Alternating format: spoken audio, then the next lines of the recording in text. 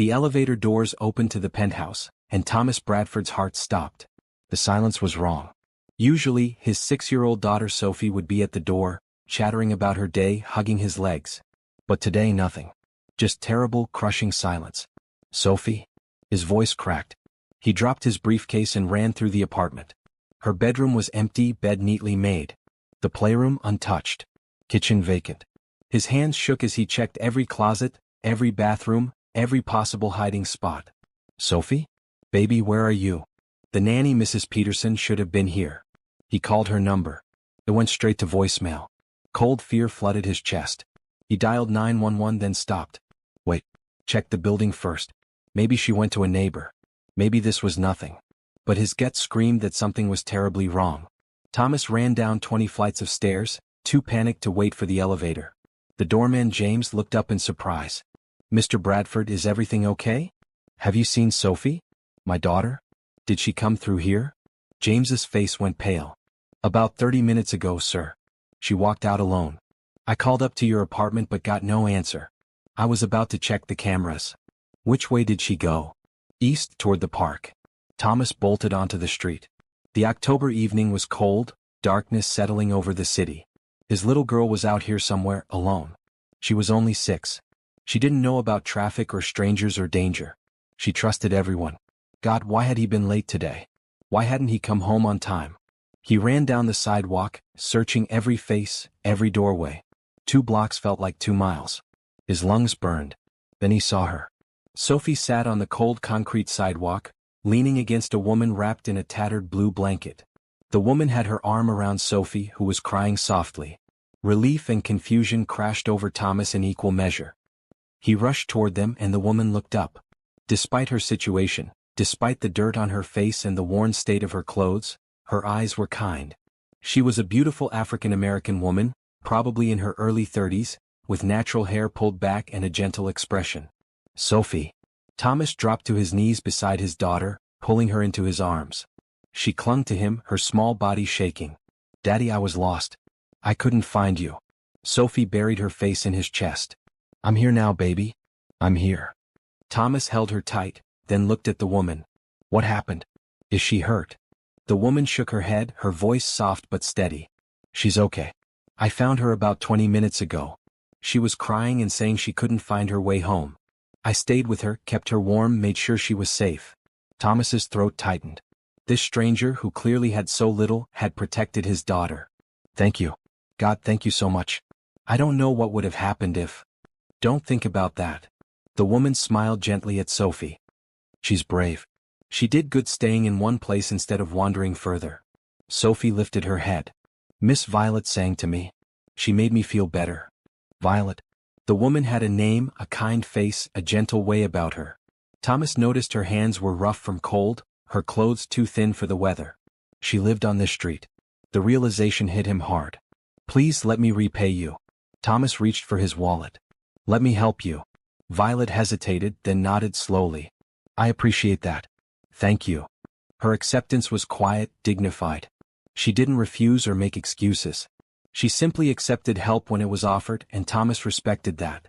He pulled out several $100 bills. This isn't enough. It's not nearly enough for what you did. But please take it. And let me get you somewhere warm tonight. A hotel, food, whatever you need. Violet's eyes glistened. You don't have to do that. I want to. Please. You saved my daughter. Let me do this. Thomas stood, still holding Sophie. There's a decent hotel 3 blocks from here. Let me take you there, get you a room. Violet gathered her few belongings into a small backpack and folded the blue blanket. Okay. Thank you. I won't forget this kindness. They walked together to the hotel, Sophie holding both their hands. Thomas got Violet a room for a week, paid in advance, and made sure she had money for food. At the hotel entrance, Sophie hugged Violet tight. Will I see you again, Miss Violet? Violet looked at Thomas, uncertainty in her eyes. He nodded immediately. Yes, sweetheart. We'll come back tomorrow. After getting Sophie home and settled with emergency babysitter, Thomas sat in his study, mind racing. Mrs. Peterson called, apologetic and panicked. Her mother had a heart attack and she'd rushed to the hospital, her phone dying in the chaos. She hadn't meant to leave Sophie alone. Thomas forgave her instantly. These things happened. What mattered was that Sophie was safe, thanks to a homeless woman with nothing who still chose kindness. Thomas made a decision right then. He would help Violet. Really help her. Not just a hotel room and some cash. He would find out what she needed to get back on her feet, and he would make sure she got it. Because today this woman had saved the most precious thing in his world. And Thomas Bradford always repaid his debts. But as he thought about Violet's gentle eyes and the way Sophie had trusted her so completely, he wondered if this might become something more than a debt. Something important. Something that could change all their lives. Tomorrow he would start finding out. Have you ever met someone who changed your entire life in a single moment? Someone whose simple act of kindness made you see the world differently? If this story touches your heart, please subscribe and share your thoughts in the comments. Have you ever experienced unexpected kindness from a stranger? Let us know below. Thomas barely slept that night. Every time he closed his eyes, he saw Sophie on that cold sidewalk. But he also saw Violet's kind face, heard her gentle voice comforting his frightened daughter. By morning he'd made several decisions. Sophie woke up clingy and anxious. Thomas held her during breakfast, promising he'd never be late again. "Can we see Miss Violet today?" Sophie asked, her little hand gripping his shirt. "That's exactly what we're going to do." Thomas smiled. "We're going to bring her breakfast and see how she's doing." They stopped at Sophie's favorite bakery and bought fresh croissants, fruit, coffee, and juice. Then they headed to the hotel. Thomas texted the number he'd gotten for Violet last night, letting her know they were coming. Violet met them in the hotel lobby, and Thomas was struck by the change. She'd showered and wore the same clothes, now clean. Her natural hair was styled simply, and without the dirt and exhaustion, she was stunning. Sophie ran to her immediately. "Miss Violet, we brought breakfast." "That's so sweet of you both." Violet hugged Sophie, then met Thomas's eyes over his daughter's head. "Thank you for coming back. You didn't have to." "Yes, I did." Thomas gestured to the hotel restaurant. "Can we sit and talk? I'd like to hear more about your story if you're comfortable sharing." They settled into a booth, Sophie between them, happily eating a chocolate croissant. Violet sipped coffee like it was the best thing she'd ever tasted. "I was a teacher," Violet began, her voice steady but sad. "Elementary school, 2nd grade. I loved it. Loved the kids, loved seeing them learn and grow." "What happened?"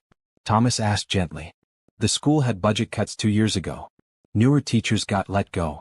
I couldn't find another teaching position. The jobs weren't there. I had some savings, but rent in this city is expensive." Violet paused, gathering herself. "I fell behind. Got evicted. Tried living in my car, but it broke down and I couldn't afford repairs. After that, it just got harder and harder." Thomas's heart ached. This wasn't a story of bad choices or laziness. This was what happened when good people hit hard times and had no safety net. "I tried shelters, but they're always full or unsafe. I did odd jobs when I could find them. Mostly, I just tried to survive day by day." Violet looked at Sophie. "When I saw this little one crying on the sidewalk, I couldn't just walk by. I know what it's like to be scared and alone." Sophie leaned against Violet's arm. "You made me feel safe. You're a natural with children." Thomas's mind was already working.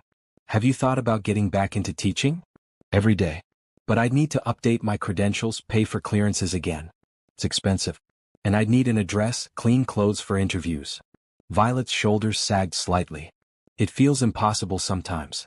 "What if it wasn't impossible?" Thomas leaned forward. "What if you had help? What if you had a place to stay, clothes, resources to get your credentials updated?" Violet's eyes widened. "Mr. Bradford, you already helped so much." "Thomas. Please call me Thomas." He smiled. "And I want to help more.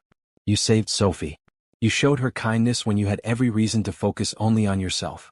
Let me return that kindness." "I don't understand what you're offering." Thomas took a breath. "I need someone to help with Sophie. A tutor, a nanny, someone patient and kind. Someone she trusts. My regular nanny is wonderful, but she's getting older and wants to retire. I think you'd be perfect for the job." Violet stared at him. "You want to hire me? But you barely know me. I know you protected my daughter. I know she trusts you. That's enough for me." Thomas kept his voice calm, professional. "I have a guest house on my property. You could live there rent-free. I'd pay you a good salary, help you get your teaching credentials updated, provide everything you need. In exchange, you'd work with Sophie, teach her, watch her when I'm at work." "Daddy, can Miss Violet really stay with us?" Sophie's face lit up. "Please?" Violet's eyes filled with tears. "Thomas, I don't know what to say. This is so much more than I expected." Say yes. Thomas smiled. Please. Let me help you. You deserve a chance to get back on your feet, and Sophie deserves someone like you in her life. Violet wiped her eyes, then nodded slowly. A smile broke across her face, genuine and relieved. Yes. Thank you. I accept. I'll work hard, I promise. I'll be the best tutor and nanny Sophie could have. I know you will. Thomas felt something warm settle in his chest. How about we go shopping today? Get you some clothes, things you need. Then we'll get you moved into the guest house. They spent the afternoon shopping.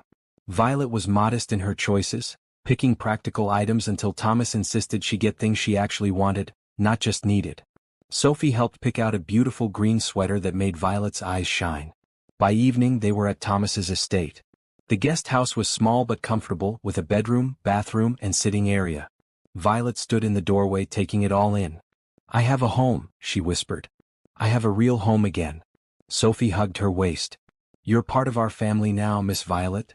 Thomas watched them, feeling something shift in his life. For 3 years since his wife died, he'd been going through the motions. Working, caring for Sophie, existing but not really living. Now, watching his daughter beam at this woman who'd shown up in their lives so unexpectedly, he felt hope stirring. Violet turned to him, gratitude shining in her expression. Thank you, Thomas. I won't let you down. You already haven't. Thomas smiled. Welcome to your new life, Violet. Welcome home. That night, after Sophie was asleep and Violet was settled in the guest house, Thomas sat on his porch. The October air was crisp and cool. He thought about chance meetings, about kindness, about how one moment could redirect everything. He'd offered Violet a job and a home. But somehow he suspected she was going to give him and Sophie something much more valuable in return. He wasn't sure what yet. But he felt it coming, like the first hint of spring after a long winter. Something was beginning. Something good. Violet's first week as Sophie's tutor and nanny exceeded every expectation Thomas had. She was patient, creative, and genuinely invested in his daughter's happiness and growth. Sophie bloomed under her attention. Thomas would come home from work to find them in the playroom, doing art projects or reading together. Or in the garden, Violet teaching Sophie about plants and nature. Or in the kitchen, making healthy snacks while discussing math through measuring ingredients. Miss Violet makes learning fun, Sophie told him one evening. She doesn't make me sit still all the time. We move and play and I still learn stuff. That night, Thomas knocked on the guest house door. Violet answered, now comfortable in casual clothes, her hair down around her shoulders. She looked relaxed and happy. Thomas, hi. Is everything okay? Everything's great. I just wanted to check in, see how you're settling. Thomas handed her an envelope. Your first week's salary. Violet opened it and her eyes went wide. Thomas, this is too much. It's exactly what you're worth. You're doing an incredible job with Sophie. He smiled. Actually, I wanted to talk to you about something else. You mentioned wanting to update your teaching credentials. Yes, eventually. When I save up enough. What if we did it now? I could pay for the courses and clearances. You could study in the evenings after Sophie's in bed. Thomas saw her hesitation. Think of it as an investment. The better qualified you are, the more you can teach Sophie and the more valuable you'll be long-term. Violet bit her lip, considering. You really believe in me, don't you? I do. I see how you are with Sophie. You're a born educator. Thomas kept his tone professional, but he meant every word. Let me help you reach your potential. Okay. Violet nodded, accepting. Yes, thank you. I'll study hard and make sure I pass everything with top scores. I know you will. Over the next few weeks, Thomas set up everything Violet needed. Online courses, books, study materials. She would spend her evenings at the kitchen table, studying while Thomas worked in his home office nearby. Sometimes he'd bring her coffee. Sometimes they'd end up talking about their days. He learned more about her life. She'd grown up in a small town, raised by her grandmother after her parents died in a car accident. Her grandmother passed away right before Violet lost her job, leaving her with no family safety net. She'd been alone in the world until now. What about you? Violet asked one evening. You've been so generous with me, but I don't know much about your story. Thomas set down his coffee. My wife Lauren died 3 years ago. Cancer. It was fast and brutal. Sophie was only 3, too young to really understand. He paused, old grief surfacing. I threw myself into work afterward. Sophie had nannies, the best care money could buy. But I was just existing, not living. I'm sorry. That must have been so hard. It was. Still is sometimes. Thomas looked at her.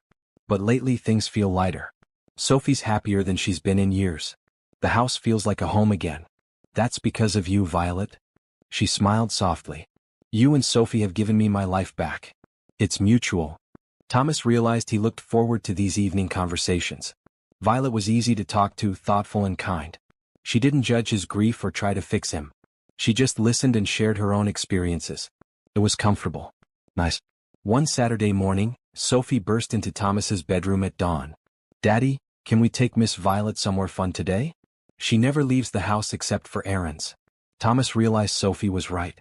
Violet worked constantly, either with Sophie or studying. She needed a break, needed to enjoy life a little. That's a great idea. Let's take her to the aquarium. You love the aquarium. They surprised Violet at breakfast with a plan. She tried to protest, saying she had studying to do, but Thomas insisted. You need a day off. Everyone does. Come on, it'll be fun. Violet gave in with a laugh. Okay. The aquarium sounds wonderful. She wore the green sweater from their shopping trip and jeans. Simple, but she looked beautiful. Thomas noticed and quickly looked away, confused by the observation. She was his employee. Sophie's nanny. He shouldn't be noticing how pretty she was. But he did notice. He couldn't help it. The aquarium was crowded with families. Sophie dragged them from exhibit to exhibit, chattering excitedly. Violet laughed at the penguins, was mesmerized by the jellyfish, and loved the touch tank where Sophie could pet rays and small sharks. I haven't done something like this in years, Violet admitted as they watched the big tank. I forgot how good it feels to just enjoy something. You deserve enjoyment, Thomas said. You've been through a lot. You should have fun too, not just work all the time. I like working with Sophie. It doesn't feel like work. Still, everyone needs balance. They grabbed lunch at the aquarium cafe. Sophie sat between them, talking nonstop about fish. Violet engaged with every comment, never dismissing or getting tired of the 6-year-old's energy. Thomas watched them together and felt his chest tighten with an emotion he couldn't quite name. On the way home, Sophie fell asleep in the car. Violet turned in her seat to make sure she was comfortable, adjusting the seatbelt. She's amazing, Violet said softly. You're raising an incredible little girl, Thomas. You're part of that now. She's different since you came. Happier. More confident. He glanced at her. Thank you for that. I should be thanking you. Every single day. Violet looked out the window. A few weeks ago, I was sleeping on the street, wondering if I'd make it through winter. Now I have a home, a job I love, a future again. That's because you chose to help me instead of just walking away after that first night. You gave me back my daughter's smile. That's worth everything to me. Something passed between them in that moment. A connection, a recognition. They both felt it, though neither said anything more. That night, Thomas lay in bed thinking about the day. About Violet's laugh at the penguin exhibit. About the way she made Sophie feel heard and valued. About how natural it felt, the three of them together. He told himself it was just gratitude. Just appreciation for a good employee who was also a good person. But deep down he knew it was more than that. Something was growing, something he wasn't ready to name yet. Downstairs, Violet sat in the guest house, looking at her study materials but not really seeing them. She was thinking about Thomas's kindness, his patience with Sophie, the way his whole face softened when he looked at his daughter. She was thinking about how safe she felt here, how much she was starting to care about this little family. It scared her a little. She couldn't afford to mess this up by developing feelings for her employer. But feelings didn't ask permission. They just grew like plants reaching for sunlight. Both of them went to sleep that night thinking about each other, neither quite ready to admit what was happening. But it was happening. Slowly, carefully, something beautiful was beginning to bloom. October turned to November. Violet continued excelling in her role with Sophie, and the little girl was thriving. Her reading improved dramatically. She started showing interest in science, asking questions about how things worked. Violet nurtured every curiosity, turning everyday moments into learning opportunities. Thomas found himself coming home earlier from work, wanting to be part of whatever project Violet and Sophie were doing.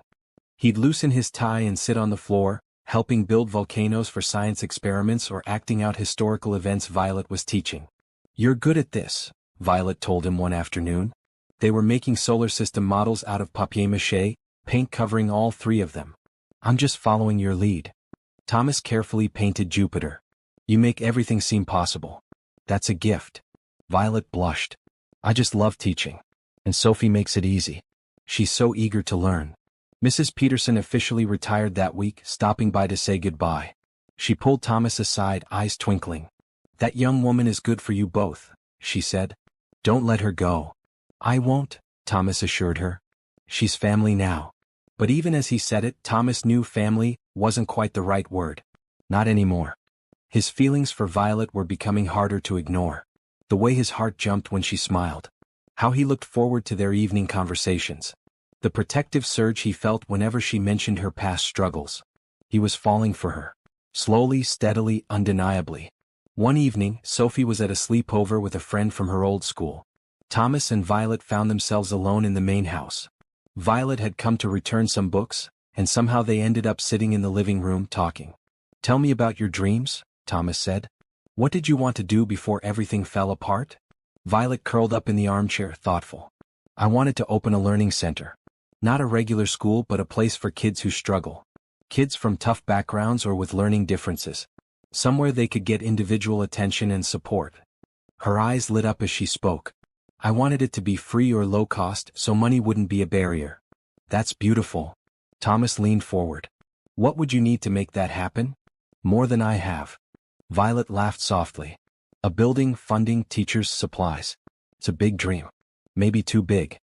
"No dream is too big if you're willing to work for it." Thomas paused. "What if I helped? What if we started planning it?" Violet's eyes widened. "Thomas, you've already done so much. And I want to do more. This matters to you, and I think it would matter to the community.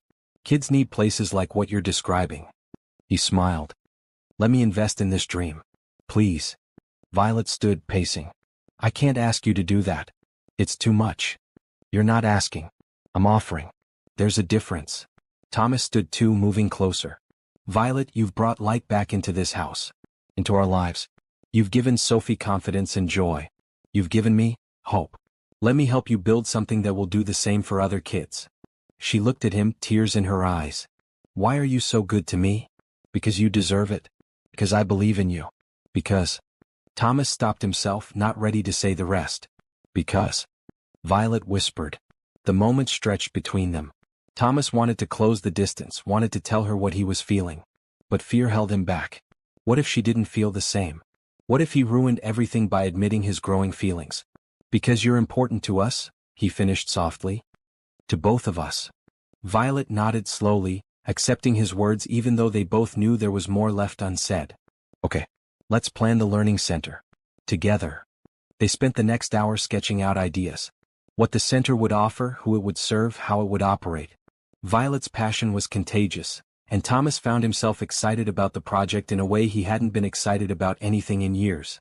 When Violet finally left for the guest house, Thomas stood at the window watching her go. He'd almost said it tonight. Almost told her he was falling in love with her. But the timing wasn't right yet.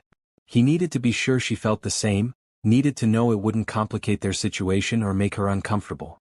But soon he would tell her. In the guest house, Violet lay in bed replaying the conversation. Thomas had almost said something more, she was certain of it.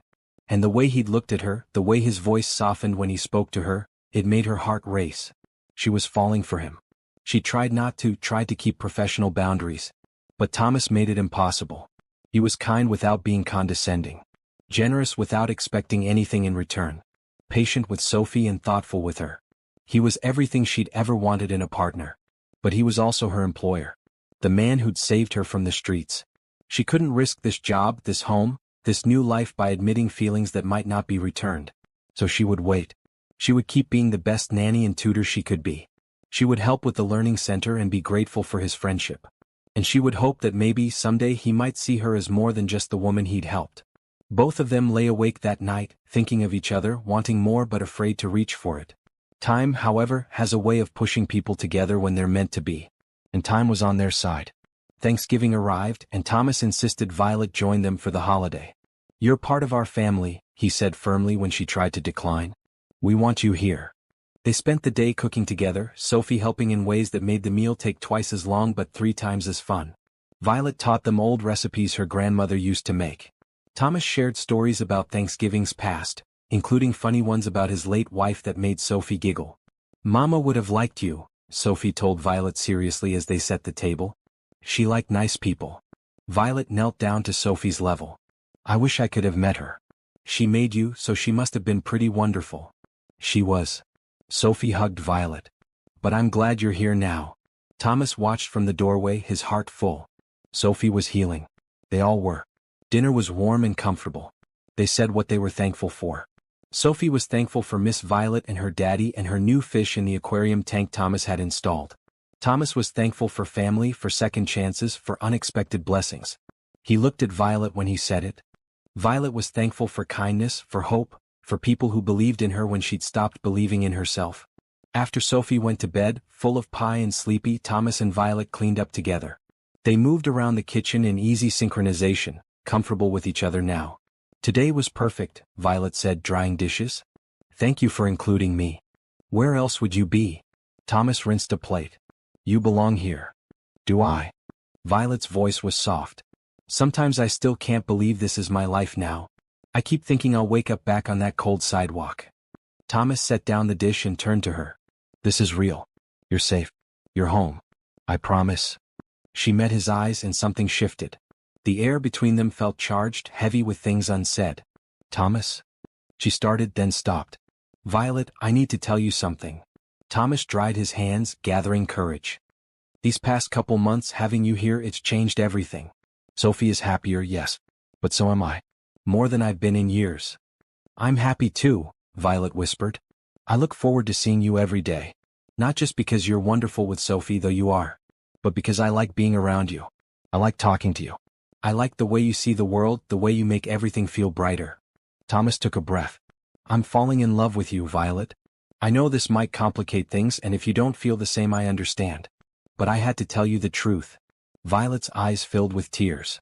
You're falling in love with me? I am. Completely. Thomas stepped closer.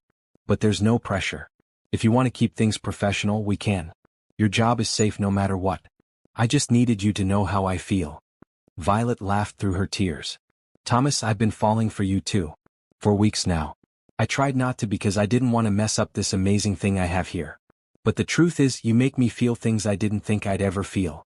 You're kind and patient and you see me. Really see me. Not the homeless woman you helped, but me. Violet. I do see you. Thomas cupped her face gently. Can I kiss you? Please, she breathed. Their first kiss was soft and sweet, full of promise and hope. When they pulled apart, both were smiling. This feels right, Violet said. It does. Thomas held her close. We'll take things slow. Figure it out as we go. Sophie comes first for both of us. Always, Violet agreed. They stood in the kitchen holding each other, the dishwater growing cold, neither wanting to let go. This was what happiness felt like. This warmth, this rightness, this perfect fit of two people who'd found each other when they needed it most. Over the next few weeks, they dated quietly. Dinners after Sophie was asleep. Walks in the garden. Long conversations about everything and nothing. They kept it private, wanting to be sure before they told Sophie or anyone else. The Learning Center project moved forward. Thomas found a perfect building, an old community center that had closed down. It needed work, but the bones were solid. Violet spent hours designing the space, planning curriculum, dreaming out loud while Thomas listened and supported every idea. We could have a library here, she said, pointing at blueprints. And this room could be for art projects. This one for science experiments. What about music? Thomas suggested. Kids need creative outlets. Yes. Music and movement. Maybe drama too. Violet's eyes shone. This is really happening, isn't it? It is. Thomas kissed her forehead. You're making your dream real. One December evening, Sophie caught them holding hands in the living room. She stopped, eyes wide. Are you guys in love? She asked bluntly. Thomas and Violet looked at each other, then at Sophie. No point in lying. Yes, Thomas said. Is that okay with you? Sophie broke into a huge smile. Are you kidding? This is the best thing ever. Does this mean Miss Violet will stay forever? If she wants to, Thomas said, squeezing Violet's hand. I want to, Violet assured Sophie. If you want me to. Sophie launched herself at them both, hugging them tight. I want you to be my new mama. Can she, Daddy? Can Miss Violet be my mama? Thomas looked at Violet, saw the tears and joy in her eyes. That's up to Miss Violet, sweetheart. I would love nothing more, Violet said, voice thick with emotion. But you already had a mama who loved you very much. I'm not trying to replace her. You're not replacing, Sophie said wisely. You're adding. Mama would want me to have someone who loves me. And you love me, right? So much, Violet whispered. So much. Then you're my new mama. Sophie said it with such certainty that both adults laughed through their tears. That night, after Sophie finally went to sleep, Thomas and Violet sat on the porch despite the cold. Are you sure about this? Violet asked. It's happening fast. When something is right, it's right. Doesn't matter how fast. Thomas wrapped a blanket around them both. I love you, Violet. I want a future with you. I love you too. She leaned into him. This time last year I was alone and scared and hopeless. Now I have everything I ever wanted and things I didn't even know I could dream of. We both got lucky. You found Sophie when she needed you. I found you when I needed you. Sophie found the love she's been missing. Thomas kissed her temple. We're a family now. The three of us. Violet smiled into the darkness. A family. I like that. They sat together under the stars, planning their future, believing in their love, grateful for the chance meeting that had changed everything. Sometimes kindness was its own reward. And sometimes, it led to something even better. Something lasting. Something real. Well, if you're enjoying this story of second chances and unexpected love, please consider subscribing to support more heartwarming content. Have you ever witnessed or experienced a moment where one person's kindness completely transformed someone's life? Share your stories in the comments below. Your story might inspire someone who needs hope today. December brought cold weather and warm hearts. Thomas, Violet, and Sophie became inseparable. They decorated the house for the holidays together, stringing lights and hanging ornaments while music played. Sophie stood on Thomas's shoulders to place the star on top of the tree while Violet steadied them both, laughing. We look like a real family, Sophie observed, standing back to admire their work. We are a real family, Thomas corrected gently. This is our second Christmas together, and it's going to be wonderful. The learning center was taking shape. Thomas had hired contractors and Violet worked with them daily on the renovations. She brought Sophie along sometimes and the little girl loved seeing her dream come to life. What are you going to name it? Sophie asked one afternoon as they toured the space. Violet thought for a moment. The Bright Futures Learning Center. Because every child deserves a bright future.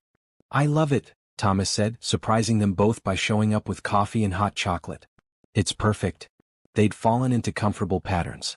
Thomas would work from home more often now, his office door open so he could hear Violet and Sophie's lessons. Sometimes Violet would bring Sophie into his office to show him what they'd learned. Thomas would set aside work immediately, giving them his full attention. Evenings were for family dinners, board games, and reading time. Sophie insisted Violet tuck her in along with Thomas, wanting both her favorite people at bedtime. Tell me the story about when Daddy found me with you, Sophie requested one night. Violet glanced at Thomas, who nodded. They'd told her before, but she never tired of it. It was a cold October evening, Violet began, stroking Sophie's hair. I was sitting on the sidewalk when I heard crying. I looked up and saw the bravest little girl, lost but trying so hard to be strong. That's me, Sophie said proudly. That's you. And I thought, I can't leave her alone. So I stayed with you, kept you warm, made sure you were safe. And then your daddy came running around the corner, looking so worried. And then he saw us. Sophie continued the story she knew by heart.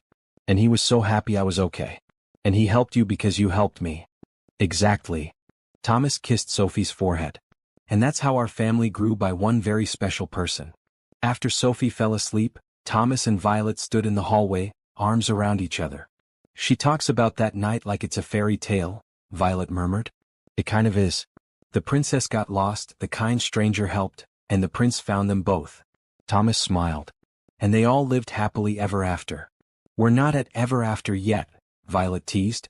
Give me time. I'm working on it. Thomas kissed her softly. They began appearing in public as a couple.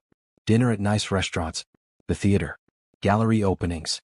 Thomas's business associates noticed immediately, some with raised eyebrows but most with approval. Thomas was happier than they'd seen him in years.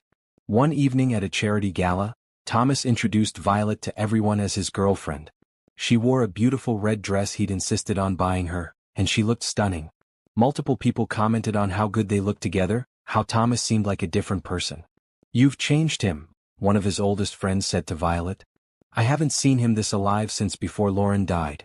Violet found Thomas across the room, their eyes meeting. He smiled and her heart flipped. He's changed me too. We're good for each other. The learning center opening was scheduled for January. Violet hired teachers, ordered supplies, set up scholarship programs. Thomas funded everything, insisting this was an investment in their community's future. Local news did a story on the center, featuring Violet's background and vision. Former teacher who overcame homelessness opens learning center for struggling students. The headline read. Violet was nervous about sharing her story publicly, but Thomas encouraged her. You're going to inspire people. Show them that circumstances don't define you. That kindness and hard work can change everything. The day the story aired, Violet got dozens of messages. People wanting to volunteer, donate, or enroll their children. Some shared their own struggles, thanking her for giving them hope. Look at this, Violet showed Thomas that evening, tears in her eyes. All these people who connected with my story. Your story is powerful. You're powerful. Thomas held her close. I'm so proud of you. They spent Christmas morning as a family. Sophie woke them both at dawn, dragging them to the tree. She'd made gifts for them both, a drawing of their family for Thomas and a card for Violet that said, Best Mama Ever. Violet cried happy tears. Thomas wrapped his arms around both his girls, his heart so full it almost hurt. Later, when Sophie was playing with her new toys, Thomas gave Violet his gift. A delicate necklace with 3 intertwined circles. One for each of us, he explained, fastening it around her neck. We're connected now. Forever. Violet touched the necklace, then kissed him. I love it. I love you. I love you too. More than I thought I could love anyone again. They spent the day cooking, playing games, and watching movies. Sophie fell asleep between them on the couch, happy and secure. Thomas and Violet looked at each other over her head, sharing a smile. This was their life now. This perfect, unexpected, beautiful life they'd built together. That night, after carrying Sophie to bed, Thomas and Violet stood in the kitchen drinking cocoa. I want to ask you something, Thomas said, suddenly nervous. What is it? Move into the main house. Stop staying in the guest house. Be here with us fully. Thomas took her hands. I know it's fast, but this feels right. Sophie wants you here. I want you here. Violet's eyes sparkled. I was hoping you'd ask. Yes. Absolutely yes. They kissed, sealing the decision. Tomorrow Violet would move her things into the main house. Tomorrow they would wake up as a complete family. Tomorrow their new life would truly begin. But tonight they stood together in the quiet kitchen, grateful for chance meetings, for kindness repaid, for love found in unexpected places. Sometimes the best things in life came from the worst moments. And sometimes helping someone else was really helping yourself find what you'd been missing all along. January arrived with cold winds and new beginnings. The learning center was days from opening. Violet had moved into the main house and everything seemed perfect. Too perfect, Violet sometimes thought late at night. Surely something would go wrong. She didn't have to wait long to find out what. Thomas's mother, Catherine Bradford, called one morning announcing she was coming to visit. Thomas tensed immediately. My mother is complicated, he warned Violet. She's traditional, opinionated, and protective of Sophie. Just be yourself. That's all you can do. Catherine arrived in a black car, dressed expensively, her silver hair perfectly styled. She embraced Thomas coolly and looked at Sophie with warmer affection. Then her gaze landed on Violet, who wore a bright blue sweater and jeans. So you're the woman living in my son's house, Catherine said, her tone neutral but her eyes sharp. Mother, this is Violet Johnson. My girlfriend and Sophie's tutor. Thomas put a protective arm around Violet. Violet, my mother, Catherine. It's nice to meet you, Mrs. Bradford. Violet extended her hand. Catherine shook it briefly. How convenient that you found a home and a job all at once. The barb was subtle but clear. Violet felt it land but kept her smile steady. Thomas has been very generous. I'm grateful every day. I'm sure you are. Catherine turned to Thomas. Might we speak privately? Thomas looked at Violet apologetically. I'll just be a few minutes. Violet nodded, understanding but hurt. She took Sophie to the playroom, trying to focus on their lesson, but her mind kept drifting to what Catherine might be saying. In Thomas's study, Catherine didn't hold back. What are you thinking? A homeless woman? You barely know her. Catherine paced, agitated. She could be after your money. She's not. Thomas kept his voice calm. Violet is genuine. She's kind, smart, wonderful with Sophie. Sophie needs stability, not some charity case playing house. Stop. Thomas's voice hardened. Violet is not a charity case. She's a skilled teacher who hit hard times. And she's made our lives better in every way. I love her, Mother. Love. Thomas, it's been 3 months. You're not thinking clearly. I'm thinking more clearly than I have in years. Thomas stood firm. Violet is part of our family now. If you can't accept that, then you're welcome to leave. Catherine looked stunned. Thomas rarely stood up to her like this. I'm trying to protect you. I don't need protection from the woman I love. I need support. Thomas softened slightly. Give her a chance, Mother. Really get to know her. You'll see what I see. Catherine left an hour later, having barely spoken to Violet again. The air in the house felt heavy afterward. She hates me, Violet said quietly that evening. She doesn't know you yet. She'll come around. Thomas held her. Don't let her get to you.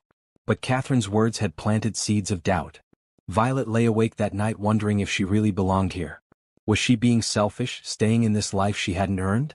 Would she eventually bring shame or problems to Thomas and Sophie? The next day, Violet overheard another conversation she wasn't meant to hear. Catherine had come back and she was in the garden talking on the phone, unaware Violet was nearby pulling weeds. She was living on the street, Patricia. The street. And now she's moved into his house, playing mother to my granddaughter. What will people say? The scandal of it all. Catherine's voice dripped with disdain. He claims to love her, but it's obviously gratitude and guilt. Once the novelty wears off, he'll see her for what she really is. Someone who needed rescuing. Someone beneath his station. Violet backed away quietly, heart pounding. The words hurt more than they should have because part of her had thought them herself. What if Catherine was right? What if Thomas was just being kind, and eventually he'd realize she wasn't enough for him? That evening, Violet started packing her things. Not all of them, just essentials. A bag in case she needed to leave quickly to make things easier for everyone. Thomas found her in their bedroom, stuffing clothes into a backpack. What are you doing? Violet startled. Just organizing. You're packing. Thomas closed the door. Why? I heard your mother today. On the phone. Violet's voice cracked. She said I'm beneath you. That this is just guilt and gratitude. That I'll bring shame to your family. Thomas's expression darkened. And you believe her? I don't know what to believe. Violet sat on the bed. Thomas, she's right about one thing. I was homeless. I have no family, no money, nothing to bring to this relationship except myself. What if that's not enough? What if you wake up one day and realize you made a mistake? Thomas knelt in front of her, taking her hands. Look at me. My mother is wrong. About all of it. This isn't guilt or gratitude. This is love. Real, deep, lasting love. You bring everything to this relationship. Joy, laughter, kindness, patience, intelligence. You've made Sophie bloom. You've made me feel alive again. You're not beneath me.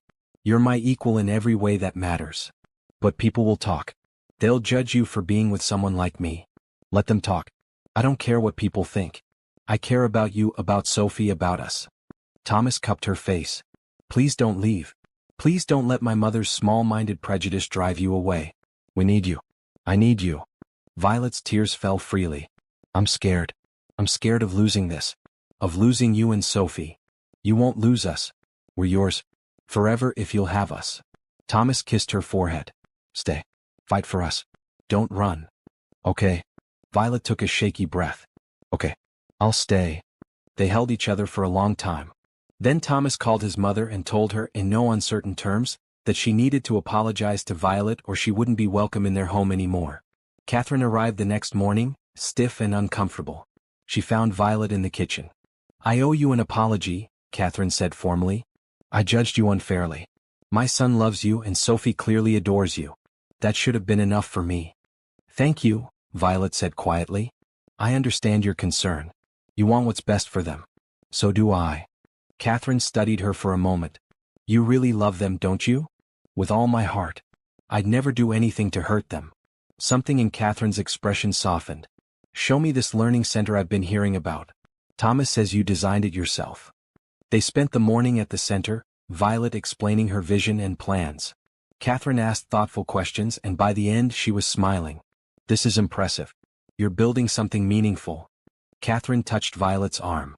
I was wrong about you. Forgive an old woman her protective instincts. There's nothing to forgive. You love your family. That's admirable.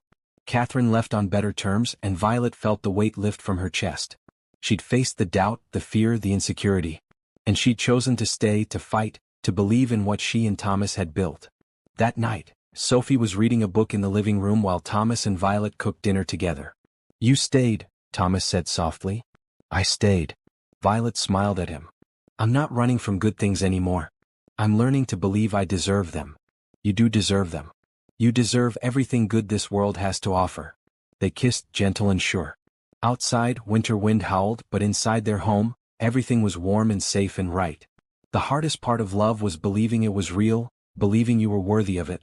Violet was learning that lesson slowly, and Thomas was patient, showing her every day through actions and words that she belonged exactly where she was. Home. Love. Chosen. Forever. The Bright Futures Learning Center opened on a cold January morning, but inside, everything was warm and welcoming. Violet had transformed the space into a haven for learning. Colorful walls, comfortable furniture, books everywhere, and dedicated spaces for different subjects and activities. 20 students enrolled for the first session, all from challenging backgrounds or with learning differences. Violet had assembled a small team of dedicated teachers.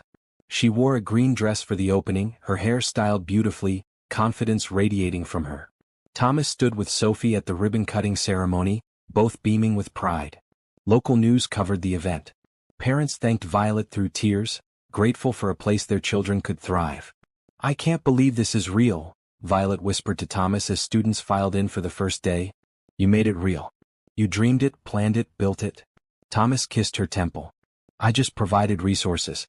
The heart of this place is all you." The first few weeks were chaotic but wonderful. Violet worked long hours, adjusting curriculum, supporting teachers, learning each student's needs. She came home exhausted but glowing. "Tell me about your day," Thomas would say each evening, and Violet would share stories about breakthrough moments, challenges overcome, small victories. Sophie started spending afternoons at the center, helping younger students with reading. She was patient and encouraging, clearly learning from Violet's example. "I want to be a teacher like you when I grow up," Sophie announced one day. Violet's eyes misted. "You'd be a wonderful teacher." February brought Valentine's Day. Thomas planned a special evening, arranging for Sophie to have a sleepover at a friend's house. He made dinner reservations at the city's nicest restaurant and bought Violet a beautiful green dress to match her eyes. "Where are we going?" Violet asked as they got ready. "It's a surprise." Thomas adjusted his tie, watching her in the mirror. She was stunning inside and out. Tonight felt right. He'd been carrying the ring in his pocket for weeks, waiting for the perfect moment. The restaurant was elegant and intimate. They sat by the window overlooking the city lights. They talked about the center's success, about Sophie's progress, about their future. "I've been thinking," Thomas said over dessert, "about next steps. For us." Violet's eyes sparkled. "What kind of next steps?" Thomas reached across the table, taking her hand. "The kind where we make this permanent. Where we promise to build a life together, officially." He pulled out a small velvet box, opening it to reveal a simple but elegant ring. Violet gasped. "Violet Johnson, you came into our lives when we needed you most. You brought light and love and hope. You made us a family. I want that family to be official. Will you marry me?" Tears streamed down Violet's face. "Yes. Oh yes. Thomas, yes." He slipped the ring on her finger, then came around the table to kiss her. Other diners applauded, but they barely noticed. They were wrapped in their own perfect moment. "I love you," Violet whispered. "I never thought I'd have this. Love, family, a future worth dreaming about. You deserve all of it and more." Thomas held her close. "We'll build an amazing life together." They drove home late, Violet admiring her ring in the dashboard light. "Should we tell Sophie tomorrow?" "Let's tell her tonight. I can't wait to see her face." They picked Sophie up from her sleepover, despite the late hour. Her friend's parents understood when Thomas explained. Sophie climbed into the car sleepily. "Did you have a good date?" she asked, yawning. "The best," Thomas said. "Violet and I have news." Sophie perked up. "What news?" Violet turned in her seat, holding out her hand. "Your daddy asked me to marry him. And I said yes." Sophie's eyes went wide. Then she squealed with delight. "Really? We're going to be a real family? With a wedding and everything?" "With a wedding and everything," Thomas confirmed. Sophie unbuckled and leaned forward to hug them both. "This is the best thing ever. Can I be in the wedding? Can I wear a pretty dress?" "You can be the flower girl," Violet said. "You'll have the prettiest dress there." They spent the rest of the drive home planning, Sophie full of ideas and excitement. When they finally got her to bed, she was still talking about the wedding. Thomas and Violet stood in their bedroom, still feeling the glow of the evening. "This is really happening," Violet said, looking at her ring. "We're getting married." "We are." Thomas wrapped his arms around her from behind. "Any regrets?" "Not a single one." Violet turned in his arms. "Just gratitude. So much gratitude that you saw me that night. That you chose to help. That you chose to love me. Loving you is the easiest thing I've ever done." They kissed, soft and sweet, full of promise for their future together. The next few weeks were a whirlwind. They decided on a simple spring wedding, nothing too elaborate. Violet wanted it at the learning center in the courtyard they'd built. "This place represents new beginnings," she explained. "It's perfect for our wedding." Thomas agreed immediately. They planned for late March, giving them time to prepare but not waiting too long. Both of them were eager to make their commitment official. Catherine surprised them by offering to help with planning. She'd warmed to Violet considerably since her initial judgment, especially after seeing the learning center's impact. "You're good for my son and granddaughter," Catherine told Violet one afternoon while they sampled cakes. "I was wrong about you. I hope you can forgive my initial coldness." "Already forgiven," Violet assured her. "You were protecting your family. I understand that." Wedding invitations went out. Violet's former colleagues from her teaching days were thrilled to attend. Thomas's business associates and friends all RSVP'd yes. Everyone wanted to celebrate this love story that had started on a cold October sidewalk. Sophie took her role as flower girl very seriously. She practiced walking slowly and tossing invisible petals around the house.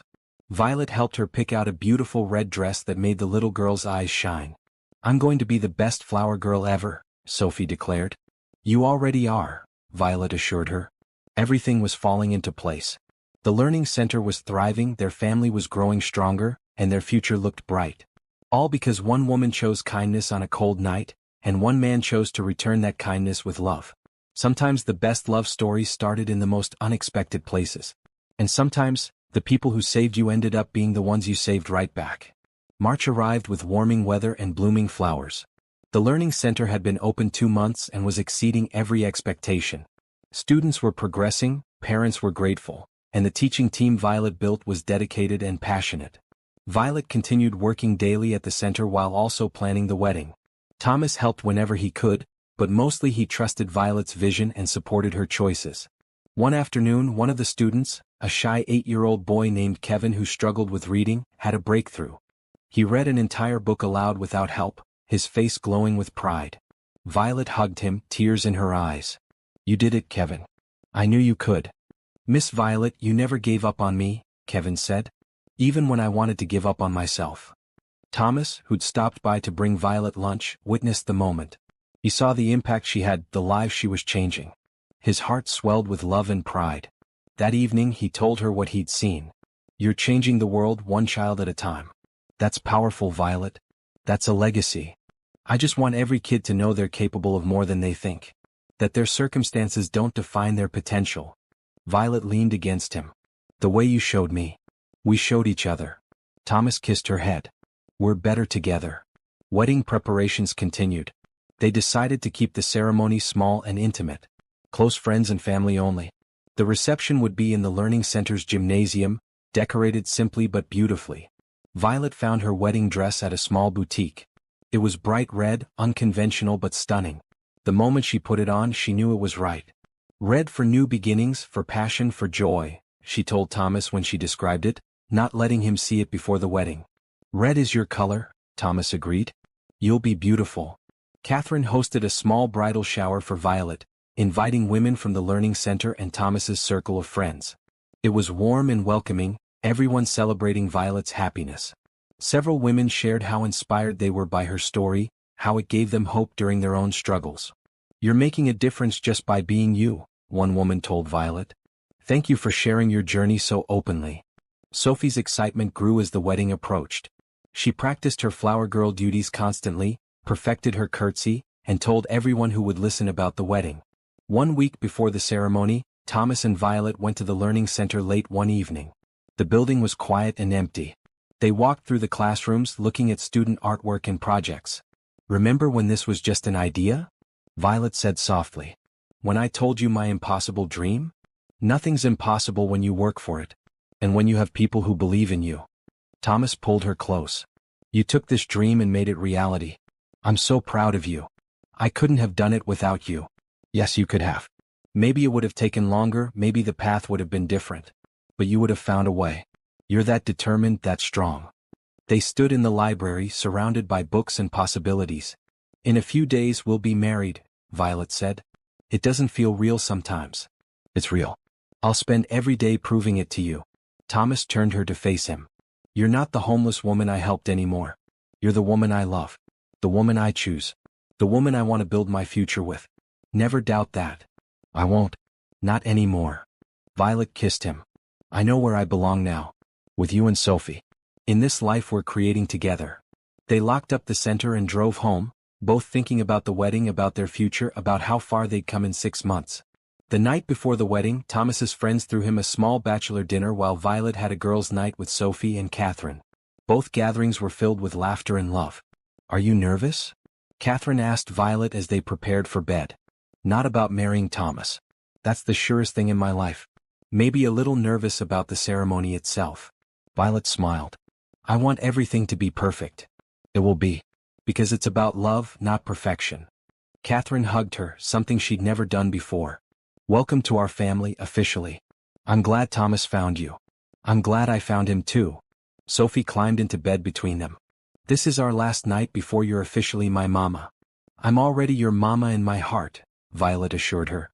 Tomorrow just makes it official. I love you, Mama Violet. I love you too, sweetheart. They fell asleep together, 3 generations of women bound by choice and love, ready for the beautiful day ahead. In his room, Thomas lay awake thinking about tomorrow. About marrying Violet. About the family they'd created. About how one moment of kindness had led to a lifetime of love. He'd lost his first wife and thought he'd never feel whole again. But Violet had shown him that hearts could heal, that new love didn't erase old love, it just added to it. He was grateful beyond words. Tomorrow he would marry the woman who'd saved his daughter and stolen his heart. Tomorrow they would promise forever to each other. Tomorrow their real adventure would begin. He fell asleep smiling, eager for morning to come. The morning of the wedding dawned clear and beautiful. The late March sun warmed the earth, flowers bloomed, and the bright Futures Learning Center looked like something from a fairy tale. Thomas woke early, too excited to sleep. He checked on Sophie, who was already awake and bouncing with excitement. It's wedding day, Daddy. It is, sweetheart. Are you ready? I've been ready forever. Sophie grinned. Is Mama Violet awake? Let's let her sleep a little longer. She needs rest before the big day. They made breakfast together, Thomas teaching Sophie how to make pancakes. At Catherine's house, where Violet had spent the night, similar excitement buzzed. Violet woke to find Sophie had snuck over and was jumping on the bed. Wake up, wake up.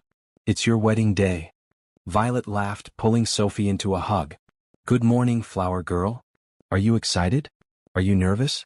Can I see your dress again? Yes, maybe a little, and yes. Violet kissed Sophie's forehead. Let's have breakfast, then we'll start getting ready. The morning passed in a happy blur. Hair and makeup, getting dressed, photos. Catherine helped with last-minute details, surprisingly emotional about the whole day. You look beautiful, Catherine told Violet as she adjusted her veil. Thomas is a lucky man. I'm the lucky one. Violet looked at herself in the mirror. The bright red dress fit perfectly, making her glow. The simple veil added just enough elegance. She looked like herself, just a more polished version. I never thought I'd have this day. You deserve it. You deserve all the happiness in the world. Sophie wore her red dress and carried a small basket for petals. She practiced her walk one more time, serious and focused. Perfect, Violet told her. You're going to be amazing. At the learning center, Thomas waited in the courtyard they'd built. White chairs were set up facing an archway covered in flowers. 50 guests filled the seats, all people who loved and supported them. The gymnasium was decorated for the reception afterward, everything simple but beautiful. Music started. Sophie walked down the aisle first, taking her role seriously, carefully dropping red and white petals. Guests smiled at her concentration. She took her place at the front, beaming at Thomas. Then Violet appeared at the back of the aisle, and Thomas's breath caught. She was radiant in red, her face glowing with joy and love. She walked toward him confidently, no nervousness, just pure happiness. When she reached him, Thomas took her hands. You're beautiful, he whispered. "So are you," she whispered back. The officiant, a friend of Thomas's, began the ceremony. He spoke about unexpected meetings, about kindness leading to love, about family being built through choice as much as blood. Then it was time for vows. Thomas went first. "Violet, 6 months ago you saved my daughter on a cold sidewalk. But really you saved me too. You brought light back into our lives. You showed us what unconditional kindness looks like. You taught us to hope again, to love again, to believe in beautiful things. Today I promise to love you, support you, and cherish you for all our days. I promise to be your partner in building dreams. I promise to always see you, really see you, for the incredible woman you are. You're my best friend, my love, my home. I choose you today and every day after." Violet wiped tears from her eyes, then spoke her vows. "Thomas, that night on the sidewalk I was at my lowest point. I thought my life was over, that I'd never have hope or happiness again. Then you came running around that corner, desperate and scared for your little girl. And instead of just taking her and leaving, you saw me. You really saw me. You chose to help me, and in doing so you gave me my life back. Today I promise to love you and Sophie with everything in me. I promise to be a partner you can count on, a mother Sophie deserves, a wife who will stand beside you through everything. You showed me that kindness matters, that love is real, that second chances exist. I choose you today and always." They exchanged rings, simple bands that matched. When the officiant pronounced them married, they kissed as Sophie cheered and guests applauded. They walked back down the aisle as husband and wife, Sophie holding both their hands, the three of them together. A family official and complete. The reception was joyful and relaxed. Food, music, dancing, laughter. Thomas and Violet's first dance was to a slow, sweet song about coming home. They swayed together, lost in each other, grateful for everything that had led to this moment. "Mrs. Bradford," Thomas murmured. "How does it feel?" "Perfect. Right. Like everything finally makes sense." Violet smiled up at him. "I love you.